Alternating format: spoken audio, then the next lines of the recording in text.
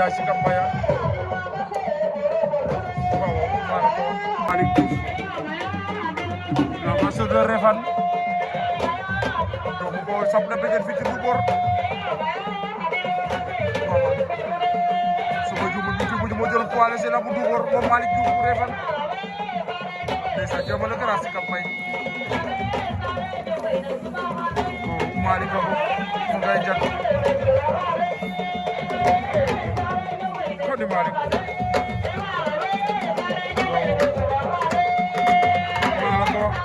Malick nga yëngu ko di jot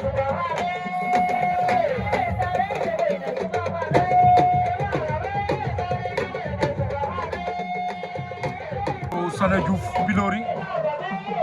mbaa nga naan député noir mooy sab béjjën noonu kon Sana Bilori la vasseur de Gandiaye mooy sab béjjën noonu moom député noir Sana Bilori ngo kon Sana Diouf mu ngay yëngal waaw doomu Bilori baa ngo Sana waaw waaye beneen sab yoog noonu ci sab ci wet ga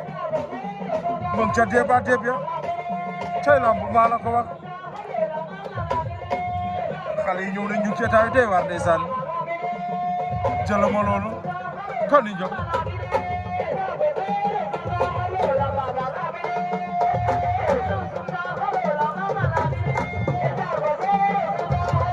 jëlama am tey nee naa si Kambay la waaw nee naa la man ki may doon sama mbër ki may doon sama champion ndax ko Pape Djiné Sora